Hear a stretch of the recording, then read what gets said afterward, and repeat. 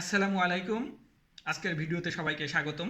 ভবিষ্যতে যদি কাজই না করতে হয়, শুধু ঘুরতে হয়, খেতে হয় আর ইনকাম অটোমেটিক্যালি হয়ে যায়, তাহলে কেমন হবে? শুনে অদ্ভুত লাগছে? কিন্তু এটাই বলছেন বিশ্বের সবচেয়ে আলোচিত মানুষ এলন মাস্ক। তিনি বলেছেন, শিগগিরই এমন সময় আসবে যখন রোবট এবং এআই মিলে মানুষের সব কাজ করে ফেলবে। আমাদের হয়তো আর অফিসে যেতে হবে না। তো এখন প্রশ্ন জাগতে পারে, তাহলে আমরা কি করব? এলন মাস্ক তখন বলেন, আমাদের সবার তখন দরকার হবে ইউনিভার্সাল বেসিক ইনকাম বা ইউবিআই। মানে হলো, সরকার প্রতিটি নাগরিককে মাসে একটা নির্দিষ্ট পরিমাণ টাকা দিবে যাতে সে বেঁচে থাকতে পারে।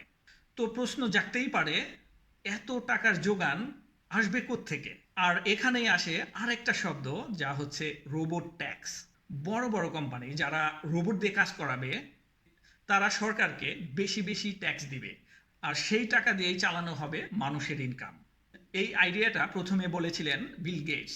তবে এলন মাস্ক এই আইডিয়াটাকে বাস্তবসম্মত বলেই মনে করেন আমাদের ভবিষ্যতের জন্য। কিন্তু একটা প্রশ্ন থেকেই যায়, মানুষ যদি আর কাজ নাই করে, করবে কি? তখন মাস্ক বলেন, তখন মানুষ নিজেকে খুঁজবে। কেউ বই পড়বে, কেউ ঘুরবে, কেউ ব্যবসা করবে, আবার হয়তো বা কেউ গান শিখবে।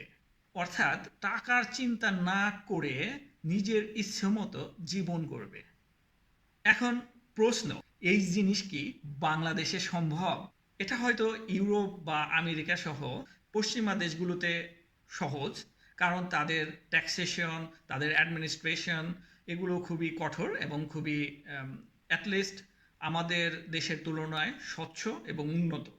ধরুন, বাংলাদেশে একদিন যদি রোবট বাস চালায়, ব্যাংকের হিসাব রাখে, এমনকি শিক্ষকের কাজও করতে পারে, তখন লাখ লাখ মানুষ কাজ হারাবে।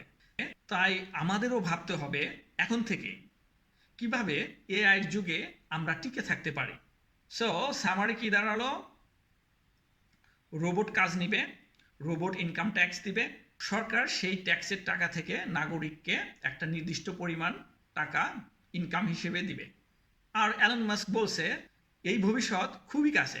এখন আপনারা কমেন্ট সেকশনে জানান, এই সিস্টেমটা কি বাংলাদেশে বাস্তবায়ন করা সম্ভব কিনা। যদি কাজ না করে ইনকাম করতে পারতেন, আপনি কি করতেন? ঘুরতেন, গান শিখতেন, ব্যবসা করতেন, না গেমস খেলতেন?